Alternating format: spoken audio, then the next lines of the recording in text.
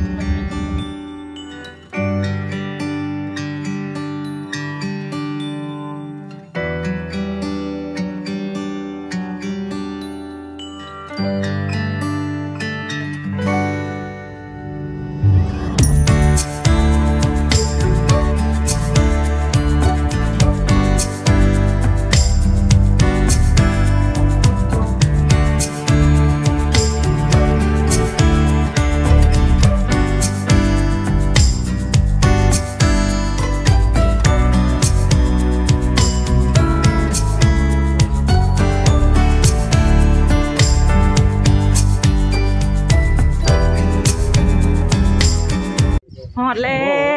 วบวกมอลิอยู่จัง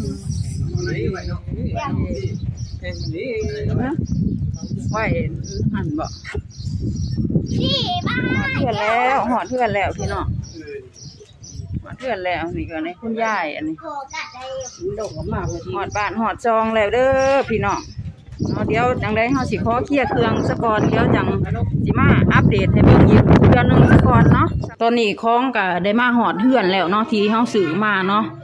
เดี๋ยวเขาสิให้มาเบิ่งน้ำกันเนาะว่าของที่เขาซื้อมานี่มีหยังแน่เนาะก็สิมีปึ้มเนาะปึ้มเขียนนี่จำนวน300หัวแล้วก็มีซอเนาะซอนี่จะกับ4 3 12 14 16 18ซอกับแล้วก็บิ๊ก6ปุ๊กแล้วก็มีห้องแหลมซอเนาะห้องแหลมซอแล้วก็สิมีนมอันนี้ขนมเอลเซ่เนาะสิได้ไปแจกให้เด็กหน่อยนะพี่แล้วก็มีนมเนาะมีนมแลคตาซอยเนาะอันนี้คือเป็นอีกส่วนหนึ่งเนาะแล้วก็ทั้งด้านนี้ก็สิเป็นกะโหลเนาะหรือว่ากระเบื้องปูพื้นเนาะจำนวน50แก๊สเนาะจำนวนเงินก็คือตัวนี้คือ10,000 บาทเนาะสำหรับกะโหลเพราะว่ามันแก๊ส200 บาทเนาะก็10,000 บาทส่วนว่าทั้งด้านนี้5,500เนาะในจำนวนของตัวนี้5,500เนาะแล้วก็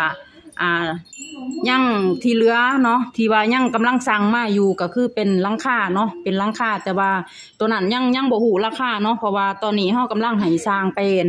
ปแทกเนาะเพื่อว่าเฮาสิได้ไปตีราคาเพราะว่าเฮาบ่ทันได้ฮู้ว่าเฮาสิเอาขนาดความยาวซำใดเนาะเพราะฉะนั้นตัวนั้นเฮาก็ยังเดี๋ยวสิมาแจ้งให้อีกน้ำลังเนาะสำหรับตัวนั้นเนาะแล้วก็ซาบัวก็ได้ให้ค่าเขาเจ้าขนส่งมาที่ค้นรถค้นยังเนาะเขาเจ้ามาส่งมายังนี่ก็ 2,000 บาทเนาะในจำนวนนี้เดี๋ยวจังไดเดี๋ยวสิมาแจ้งรายการตื่มอีกเนาะอันนี้คือแจ้งรายการให้ฟังเนาะแล้วก็ที่เหลือเฮาก็สิจัดการเฮ็ดเป็นทงไว้เนาะเฮ็ดเป็นชุดไว้เพื่อที่สิได้ไปแจกจ่ายให้นักเรียนในมื้ออื่นเนาะถ้าบ่มีหยังผิดพลาดก็สิได้แจกในมื้ออื่นเนาะส่วนว่ารายละเอียดจังไดเดี๋ยวจังเบิ่งนํกันอีกทีนึงในตอนไปแจกเนาะอันนี้สาวบัวมาอัปเดตให้ฟังข่าวก่อนเนาะเดี๋ยวจังติดตามกันในคลิปต่อไปเนาะ